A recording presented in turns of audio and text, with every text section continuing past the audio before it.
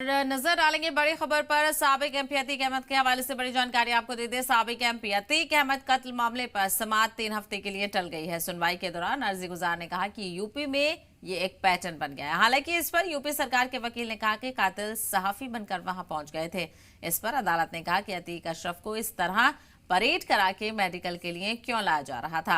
आज इस मामले पर अदालत ने यूपी हुकूमत से 3 हफ्ते के अंदर जवाब दाखिल करने को कहा है। बता दें कि अर्जी गुजार एक वकील ने अपनी अर्जी में सुप्रीम कोर्ट के साबिक जज की निगरानी में कमेटी बनाने की अपील की है। इसके अलावा अदालत से यूपी में 2017 से अब तक हुए 183 एनकाउंटर की जांच की भी मांग की गई। बता दें कि बीते 15 अप्रैल की रात अतीक और उसके भाई अशरफ को पुलिस हिरासत में सरेआम गोली मारकर कत्ल कर दिया गया था, जिसमें दोनों की मौत हो गई। इस मामले की जांच के लिए सुप्रीम कोर्ट में एक वकील ने अर्जी डाली है।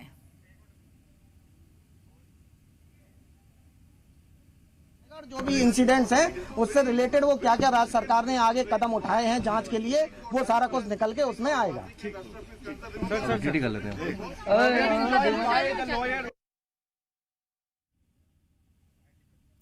तो आपको बताते चलें, अतीक और अशरफ कत्ल मामले को लेकर समाअत हुई और अब ये समाअत 3 हफ्ते के लिए टल गई है। चूंकि इस मामले को लेकर यूपी सरकार से जवाब तलब किया गया है। सुप्रीम कोर्ट की जानिब से इस मामले को लेकर यूपी हुकूमत से जवाब मांगा गया है कि क्यों इस तरह से टहला टुला कर अतीक और अशरफ को मेडिकल के लिए ले जाया जा रहा था। यानी सीधे तौर पर स्पष्टीकरण सरकार से मांगा गया है।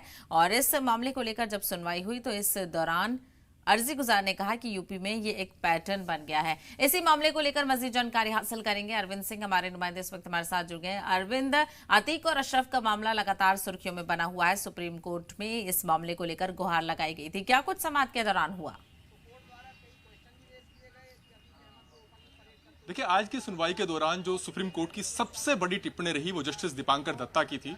उन्होंने पूछा कि हमने भी टीवी स्क्रीन पर अतीक और अशरफ की हत्या को देखा है। सवाल यह है कि इन दोनों को जब मेडिकल के लिए ले जाया जा रहा था तो बजाय एम्बुलेंस के पैदल परेड करा करके क्यों ले जाया गया, ये कोर्ट का एक बड़ा सवाल था। बहरहाल यूपी सरकार की तरफ से बताया गया कि उसने एक जुडिशियल कमीशन का गठन किया है जो इस मामले की जांच कर रहा है।